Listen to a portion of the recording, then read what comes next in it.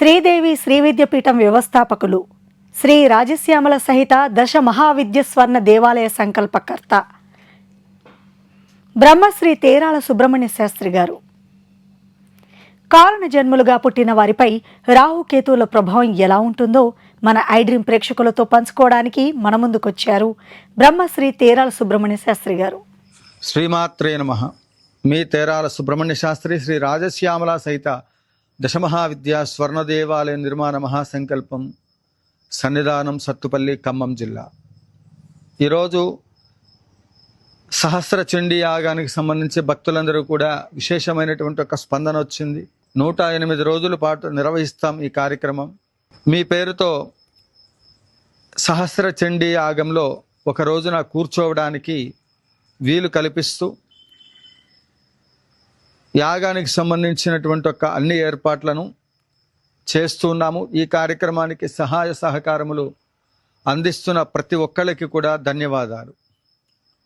ఎక్కువగా నేను దీక్షలో మూలమంత్ర అనుష్ఠానాల్లో ఉన్నందువల్ల భక్తులు ఫోన్ చేస్తే నేను అందుబాటులోకి రావటం లేదు అని అనుకోవద్దు. వాట్సాప్ ద్వారా మీ యొక్క వివరములను తెలియచేయండి. వాట్సాప్లోనే మీరు ఏ డేట్ని రావాలి, ఏం చేయాలనే వివరాలన్నీ కూడా మేము తెలియచేయటం జరుగుతుంది. యాగములు వాటి యొక్క విశిష్టత, ముఖ్యంగా ప్రస్తుత కాలంలో అర్థం లేని యాగాలు, దురాశతో కూడినటువంటి ఒక పూజలు చేసి ధన్యత చెందుతున్నామనుకునేటువంటి ఒక పరిస్థితి. యాగములు చేయటము అంటే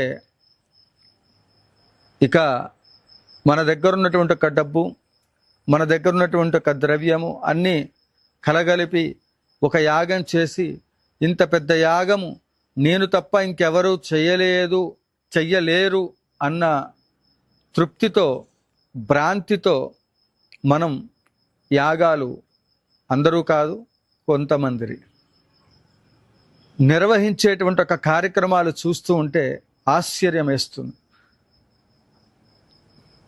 పూర్వకాలంలో అనేక మంది పురాణ పురుషులు నిర్వహించి యాగములను మరి వాటి ద్వారా ఉత్తమమైనటువంటి ఒక మహోత్తరమైనటువంటి ఒక పుణ్య ఫలితాలని పొంది వాళ్ళ యొక్క కోరికలను తీర్చుకొని లోకహితార్థమై ఈ యొక్క యాగముల యొక్క విధి విధానములను ఋషులు మనకు అందించి ఉన్నారు. వేద ప్రమాణమును అనుసరించి యాగములను, యజ్ఞయాగాది క్రతువులను ఏ సమయాలలో ఎప్పుడు ఆచరించాలో, ఏ సమయంలో ఆచరిస్తే ఏ మంత్రానికి సంబంధించినటువంటి ఒక ఫలితం వస్తుందో వేదముల ద్వారా ఋషులు మనకి శాస్త్ర ప్రామాణికమైనటువంటి ఒక గ్రంథముల ద్వారా తెలియచేసి ఉన్నారు. కానీ వాటన్నిటినీ కూడా మరి అనుసరించకుండా మన ఇష్టానుసారంగా యాగములు చేసినట్లయితే, హోమాలు యాగాలు చేసిన ఆ తృప్తి లభిస్తుందేమో కానీ దాని నుండి రావలసినటువంటి ఒక ఫలితాలు అనేటువంటివి రావటం చాలా కష్టమవుతుంది. ఎంత అన్నదానం చేశామో, ఎంత హడావిడి చేశామో, ఎంత హంగు ఆర్భాటాలతో యాగాలు చేశాము అని మనము అనుకొని యాగాలు చేయకూడదు. ఫలితము శాస్త్రాన్ని బట్టి ఉంటుంది తప్ప హంగు ఆర్భాటాలని బట్టి ఉండదు. ముఖ్యంగా యాగాల యొక్క ఫలితము రావాలి అంటే దానికి ప్రధానమైనటువంటి ఒక కారణం రాహు, కేతు. ఇవి మంత్రం యొక్క శక్తి రావాలి అంటే, మంత్రసిద్ధి కలగాలి అంటే, దేవతా అనుగ్రహం మనకి లభించాలి అంటే రాహు యొక్క అనుగ్రహం ఉండాలి. ఇదేంటి గురువుగారు ఇలా అంటారు? రాహుకేతువుల యొక్క ప్రభావం ఏమిటి అంటే, కేతువు యొక్క ప్రభావం కూడా ఉండాలి.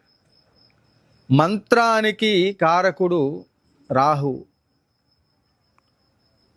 కేతువు మోక్షానికి కారకుడు. అందువల్ల రాహుకేతువులకు సంబంధించినటువంటి ఒక బలము లేని పక్షంలో సరైనటువంటి ఒక పద్ధతిలో యాగాలు నిర్వహించటం సాధ్యపడదు.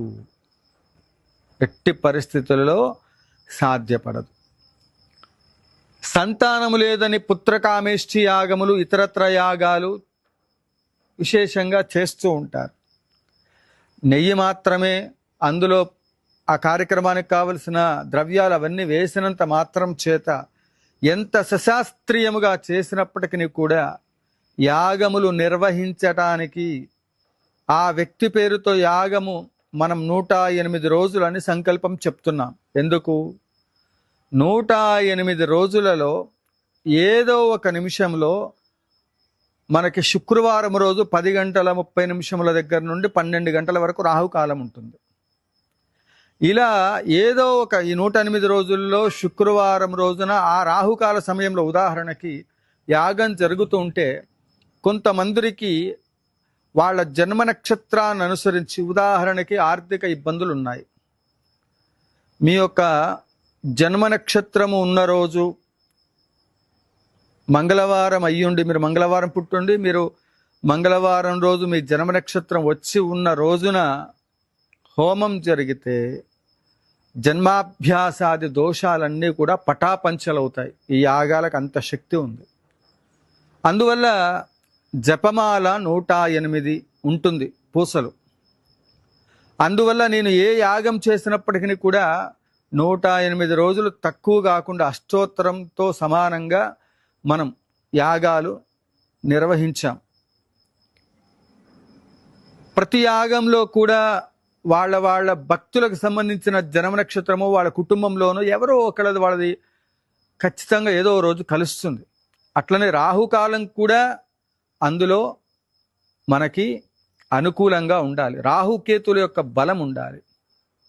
అప్పుడు ఈ వ్యక్తికి పుత్రకామేష్టికి సంబంధించి సంతానం కోసం చేసేటువంటి ఒక యాగ ఫలితం ఏ సమయంలో చేస్తే ఆ ఫలితం రావాలో ఆ సమయంలో ఈ 108 రోజుల్లో ఏదో ఒక రోజు ఖచ్చితంగా వస్తుంది. అదే 2 రోజులు, 3 రోజులు, 4 రోజులు, 5 రోజులు, 11 రోజులు చేశామనుకోండి, ఇవే డబ్బులు కదా. మిమ్మల్ని 108 రోజులు చేసినా, 1000 రోజులు చేసినా, మిమ్మల్ని ఒక 10 లక్షలు మీ ఆస్తిపాస్తులో ఏమి రాసిమ్మని నేను అడుగుతలా. లేదు స్వర్ణాలయం నిర్మాణం చేస్తున్నాను, మీ ఇంట్లో ఉన్న బంగారం మొత్తం తెచ్చిమని అడగట్ల. యాగములు నిర్వహించడానికి కావలసిన ద్రవ్యం ఇవ్వండి. యాగం ఆగకుండా చూసుకోవాల్సిన బాధ్యత మీది. యాగం ద్వారా ఫలితం ఎందుకు రాదో, అది ఏ విధంగా మనకు ఫలితం ఇవ్వదో చూసుకోవాల్సిన బాధ్యత నేను చూసుకుంటాను, మా పరివారం చూసుకుంటుంది. జగద్గురువుల యొక్క ఆశీస్సులతో ఇప్పటికీ ఇక్కడ ఇదే సన్నిధానంలో సహస్రాధికముగా యాగములు నిర్వహించి ఈరోజు స్వర్ణాలయం దాకా రాగలిగామంటే ఎంతమంది భక్తులకి వాళ్ళ కోరికలు నెరవేరి ఉంటాయి. కాబట్టి శాస్త్ర సమ్మతమా, వేద ప్రోక్తమా, ఈ రెండూ కూడా వేటికి ఫలితాలు ఉంటాయో అవన్నీ కూడా పరిశీలన చేసి యోగ కారకుడైనటువంటి ఒక రాహు జాతకంలో యోగం లేనప్పుడు చేసినట్లయితే మనకి పనికి రానటువంటి ఒక మాయా గురువులను సంప్రదించి మాయాపూరితమైనటువంటి యొక్క భక్తిలో తేలియాడుతూ శాస్త్ర విరుద్ధమైనటువంటి ఒక కార్యక్రమాలు చేసి ఈ జన్మను దుష్టత్వంలోకి తీసుకొని వెళ్ళి నరకంలోకి ఏ విధంగా మార్గం వేసుకోవాలో ఆ విధంగా వేసుకోవడానికి రాహు ప్రయత్నిస్తాడు, మీరు కాదు. అలాంటప్పుడు రాహు యొక్క ప్రభావము, కేతు యొక్క ప్రభావము తీవ్రంగా ఉన్నటువంటి వాళ్ళు ఏం చేస్తారయ్యా అంటే అపశకునాలు పలుకుతూ ఉంటారు. రాహు బలంగా ఉన్నాడు, ఇది జరిగి తీరుతుంది, స్వర్ణాలయం అవుతుంది అన్నాడా, అవుతుంది. ఎవరైనా నువ్వు బిల్డింగ్ కట్టుకుంటావు, అవుతుంది. నువ్వు కారు కొనుక్కుంటావు, జరిగి తీరుతుంది. నీకు పలానా పని జరగాలి. రాహు బాగా బలంగా ఉన్నటువంటి ఒక వ్యక్తి అనుకూలంగా మాట్లాడాడు అనుకోండి, శుభాన్నే మాట్లాడుతూ ఉన్నాడు అనుకోండి, రాహు బలంగా ఉన్నట్లు లెక్క. ఎప్పుడు దిగాలుగా కూర్చొని నెత్తి మీద చేతులు పెట్టుకొని ఎప్పుడు కూడా నుదుటి మీద ఎప్పుడు ఎవడు కూడా ఇట్లా చేతులు పెట్టుకోకూడదు, అది దరిద్రం. అది అట్లాంటి వాళ్ళని చూస్తే చెంప చెల్లు అనిపించాలనిపిస్తుంది అనమాట. కొంతమంది ఊరికి ఆలోచిస్తూ గడ్డ మీద చేతులు, ముఖం మీద చేతులు, ఏంటవి పిచ్చి చేస్తారు. రాహు బాగా లేనప్పుడు ఇలాంటి పనులు చేస్తూ ఉంటారు. అపశకునాలు పలుకుతూ ఉంటారు. జరగబోయే దానికి అనుకూలంగా ఎవడు మాట్లాడు. ఇది జరగదేమో, ఇది ఏమైపోతుందో, ఇది జరగకపోతే అంత వ్యతిరేకమే. రాహు బాగోలేనప్పుడు ఈ విధమైనటువంటి ఒక ప్రకృతిలో ఉన్నటువంటి వాడు ఇందులో యాగంలో దూరాడనుకోండి, యాగం అవుతుందా, ఈ గుడి అవుతుందా అంటే సత్యాన్ని నేను. అందుకే కొంతమంది డబ్బులు కట్టిన తర్వాత కూడా అలాంటి ఆ లక్షణాలు కలిగినటువంటి వాళ్ళని కూడా మార్చాలి, కానీ మనం మార్చాలి. ఎందుకంటే వాళ్ళు రాహుకేతుల యొక్క ప్రభావం తీవ్రంగా బుర్రలోకి ఎక్కిపోతుంది. వాడు ఆ మత్తులో ఉంటాడు. వాడు చెడిపోయింది కాకుండా పక్కవాడిని కూడా చెడగొడతాడు. అందుకే 100 లీటర్ల పాలలో ఒక చుక్క పెరుగుబడ్డ అది విరిగిపోతుంది. అందువల్ల 100 మంది మంచిగా సశాస్త్రీయంగా యాగాలు చేస్తున్నటువంటి దాంట్లో ఒక్కడొచ్చాడా కథం, ఇంకా యాగం జరగదుగా. అందుకే యాగాలు సక్రమంగా జరుగుతున్నాయా లేదా అంటే అక్కడ అంకురార్పణ చేసినటువంటి ఒక నవధాన్యాలు ఇవన్నీ కూడా చేసి మొక్కలు చూస్తూ ఉంటాం. తులసి మొక్కలు వేస్తూ ఉంటాం. ఆ మొక్కలు వాడిపోతే ఏమండి శాస్త్రం లేదంటారు. అంటూ ముట్టు తగిలితే ఆ తులసి మొక్క ఇంట్లో వాడిపోతుంది. మరి దానికి ఎలా తెలుస్తుంది అంటూ ముట్టు ఉందని? కాబట్టి రాహుకేతుల యొక్క ప్రభావం ఉన్నటువంటి ఒక వ్యక్తితో చాలా జాగ్రత్తగా ఉండాలి. అలాంటి పరిస్థితుల్లో అసలు మన జీవితంలో మన ఇంట్లోనే అలాంటి వాడు ఉండి ఊరికనే అపశకనాలు పలుకుతూ ఉన్నాడు అనుకోండి, ఊరికనే ఏడుపులు పెడబప్పులు పెడుతూ కూర్చున్నారు, ప్రతిదానికి అలుగుతూ ఉంటారు కొంతమంది, ప్రతిదానికి బుజ్జగిస్తూ ఉండాలి. ఇలాంటి దిక్కుమాలినటువంటి ఒక ఆ ప్రవర్తన కలిగినటువంటి వాళ్ళందరూ కూడా ఈ రాహు సంబంధమైనటువంటి ఒక పీడితులుగా శాస్త్రం పేర్కొంది. అలాంటప్పుడు యాగాలు కూడా వీళ్ళకి సామాన్యంగా సశాస్త్రీయమైన యాగాలంటే ఇష్టం ఉండదు. ఇక వీళ్ళకి పూనకాలు రావాలి, ఎగరాలి, గంతులు వేయాలి, ఓ నానా రచ్చ చేయాలి.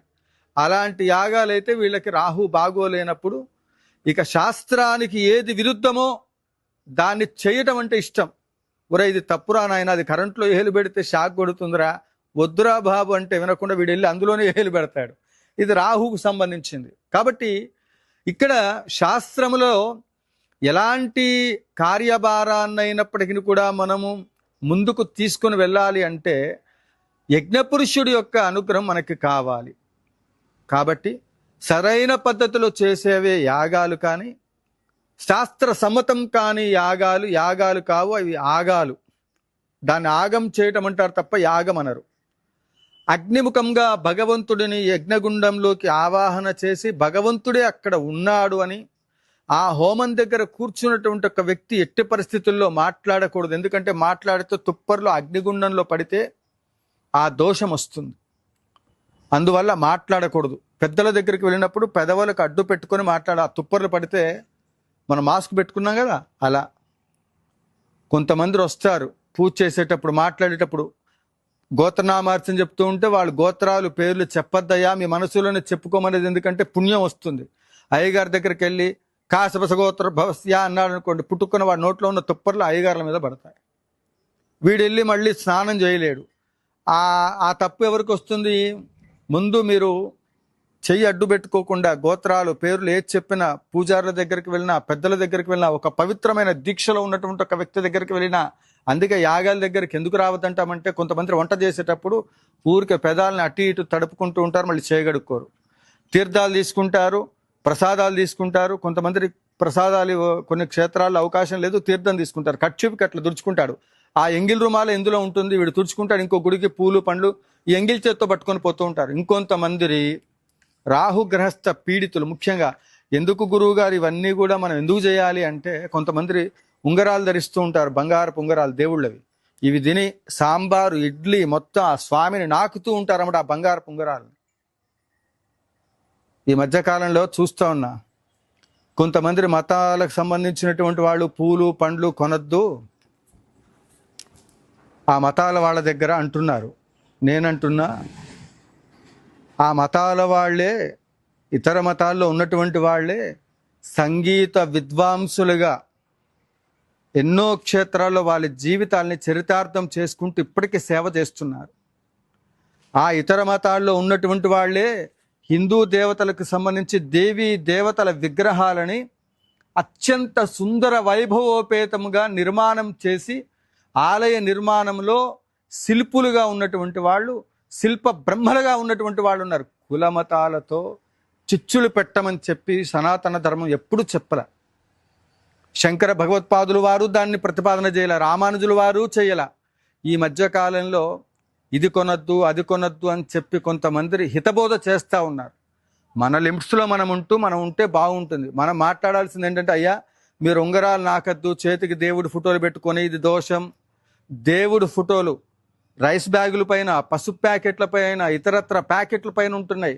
వాటన్నిటిని నిషేధించండి. ఫస్ట్ ప్రతి దేవాలయంలో కుండీలు ఎన్ని ఉంటున్నాయో, పూల కుండీలు మాత్రం ఉండట్లా. ముందు ప్రతి దేవాలయాల్లో పూల కుండీలు ఉండాలి. ప్రతి ఇంట్లో సనాతన ధర్మం ఉన్నటువంటి ప్రతి వాడింట్లో 100 రకాల పూల చెట్లు పెంచాలని చెప్పండి. అప్పుడు ఇతర మతాల వాళ్ళ దగ్గర పూలు కొనొద్దని చెప్పండి. కొంతమందికి నేను ఇది నిర్మోహమాటంగా లేకుండా చెప్తా ఉన్నా. మతద్వేషాలని, ఇతరత్ర ద్వేషాలని పెంచకండి. మనం అందరం ఆయా సాంప్రదాయాలు, ఇప్పుడు నేను అంటాను ఇది వెళ్ళొద్దు కొనొద్దు అంటారు. ఆల్రెడీ వాళ్ళు తయారు చేసిన విగ్రహాలు ప్రతిష్ఠ అయ్యి పూజలు అందుకుంటూ ఉన్నాయి. మరి ఇతర మతాల వాళ్ళు తయారు చేశారని ఆ విగ్రహాలని తీసి ఈరోజు పక్కన పెడదామా? అట్లనే ఎక్కడో ఏదో మతంలో ప్రతి దాంట్లో తప్పు ఒప్పు ప్రతి వాళ్ళ జీవితంలో జరుగుతుంది. అవి జరుగుతున్నప్పుడు తెలిసిన వాళ్ళ దగ్గరే కొనండి. వాడిపైన అనుమానం ఉంది, మన ఇంట్లో మనం మొక్కలు పెంచుకొని మనం చేస్తే ఇబ్బంది ఉండదు కదా. అసలు పూజా శాస్త్ర ప్రకారంగా ఉన్నప్పుడు గాయత్రి మహామంత్రం ఉంది. ఆ మహామంత్రాన్నితో ప్రోక్షణ చేస్తే అది ఎంతటి అపవిత్రమైనటువంటిది కూడా పవిత్రం అవుతుంది కదా. ఎందుకు మనుషులకి మధ్యలో ఇది కూడా రాహుకేతుల ప్రభావమే అని చెప్పడానికి ఇది నేను చెప్తున్నా తప్ప ఇంకెవరినో ఉద్దేశించి నేను చెప్పట్లా. ఎవరు దీని గురించి మళ్ళీ వేరుగా కామెంట్ చేయకండి. రాహుకేతుల ప్రభావం ఎక్కువగా ఉన్నందువల్ల మత సంబంధమైన అంశాలలో కూడా ఊరికైనా ఇబ్బందులు వస్తాయి. కనుక రాహుకేతువులు చెయ్యలేనటువంటి ఒక పని అంటూ ఏది లేదు. చెయ్యగలిగితే రాజయోగాలు ఇస్తారు, లేకపోతే అదే రాహుకేతులు అనుకూలంగా లేకపోతే ఆ రాజును కూడా తీసుకెళ్లి కారాగృహాల యందు పెడతారు. లక్ష్మీ స్థానం ఎక్కడ ఉంటుందయా అంటే పుణ్యక్షేత్రాల యందు, దేవతా గృహములందు, చక్కగా ధర్మానికి కట్టుబడినటువంటి వాడి యందు ఇవన్నీ ఉంటాయి. రాహుకేతుల యొక్క ప్రభావం అనేటువంటిది కారాగృహముల యందు, దుష్ట పనులు చేసేవారి యందు, దొంగతనము, జూదము, పేకాట ఇట్లాంటి వాటి యందును, చెయ్యకూడని పనులు చేయట యందును, అట్లనే ఇవి టపాసులు అవి తయారు చేస్తారు కదా, అగ్ని సంబంధమైనటువంటివి, పేలుడికి సంబంధించినటువంటి ఒక అంశాలలో సంబంధించిన వాటికి కూడా రాహు అధిష్ఠితగా ఉండే అవకాశం ఉంది. కాబట్టి ఇక్కడ నేనేం చెప్తున్నంటే రాహుకేతుల యొక్క ప్రభావం చేత ఒక మనిషి జీవితము మిగతా గ్రహాల కంటే కూడా రాహుకేతువులు పెట్టేటువంటి ఒక ప్రాబ్లమ్స్ చాలా తీవ్రంగా ఉంటాయి. ఇంకొంతమందికి న్యూరో సంబంధమైన ప్రాబ్లమ్స్ ఇట్లాంటివన్నీ కూడా వీటికే కారణం. మనం ఏం చేస్తామో తెలియదు, ఎడిపోతామో తెలియదు, మతిమరుపుకు కూడా కారణం రాహుకేతువులు. ఇట్లాంటివి అన్నీ ఉంటాయి. కాబట్టి సశాస్త్రీయమైన యాగములు నిర్వహించడానికి ఈ యాగశాలలో కంచి కామకోటి పీఠ సాంప్రదాయములలో ఈ కార్యక్రమాలు నిర్వహిస్తున్నాం. కాబట్టి మీరందరూ కూడా సనాతన ధర్మంలో ఉండబడేటువంటి వాళ్ళందరూ కూడా ఈ కార్యక్రమాలకు సహాయ సహకారములు అందించండి.